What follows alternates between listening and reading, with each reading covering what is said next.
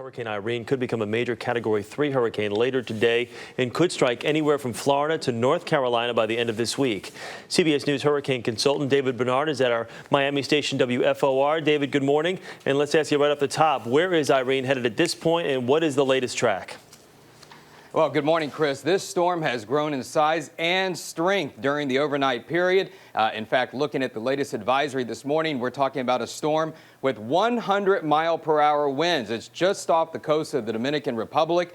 That's a Category 2. It's moving to the west-northwest at 12. And again, the future track takes the cone across the Bahamas, and we could have a Category 3 major hurricane during this time tomorrow as it nears places like Nassau and potentially Freeport in the Bahamas. Now, as far as Florida is concerned, the closest approach is going to be Wednesday night and Thursday, where it could strengthen to a Category 4. And then beyond that, we're looking at a possible impact from a major storm into the Carolinas, maybe a Category 3 by the time we get into the weekend. That's at least how the advisory looks at the current time.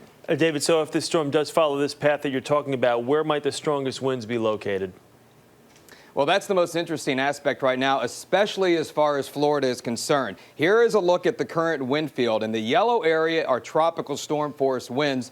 The most dangerous part of the hurricane is where you see the oranges and the reds. And right now, if the storm goes right down the middle of that cone, those dangerous hurricane winds are going to be across most of the Bahamas. Notice West Palm Beach and Miami might just get kissed by those tropical storm force winds. But I have to stress, if the track goes a little bit further to the west, Chris, we could be looking at a much stronger impact here on the Florida coastline. All right, David Bernard in Miami for us this morning. David, thank you.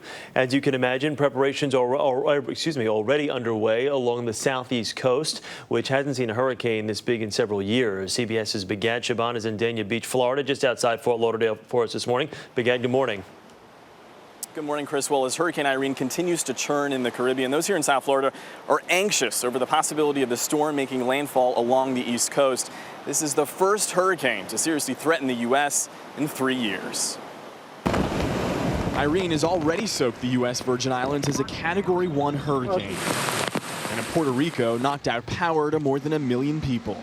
There were heavy rains and powerful winds, but serious destruction was avoided in Haiti and the Dominican Republic, as Irene, the first named hurricane of the season, sidestepped the island. The projected path of Hurricane Irene at this point tells us that it's going to go northwest of Haiti. Now Irene is gathering steam as it barrels toward the East Coast, although it's not yet known where it will make landfall in the U.S., possibly as a Category 3 hurricane with winds around 115 miles per hour. Florida retailers are preparing for the worst. Generators, your flashlights, your lanterns, your charcoal, and then at the end we have water and gas cans for your generators and stuff like that. Mitch Vega of Miami isn't taking any chances and is stocking up. I remember Hurricane Andrew.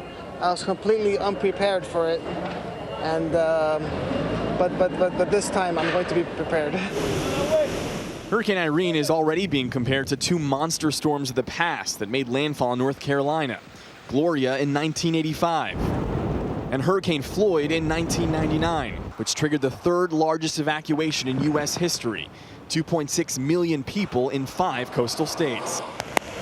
So far, Irene hasn't led to any evacuations, but coastal residents appreciate the forewarning. Thank God that we do have a period of time to prepare if it does come. Now, officials here in South Florida are closely monitoring the storm, but they say it's still too early to make any decisions relating to evacuations or school closures. But Chris, they tell me that could happen as early as tonight or possibly tomorrow morning. CBS's Bigad Shaban in South Florida for us this morning. Bigad, thank you.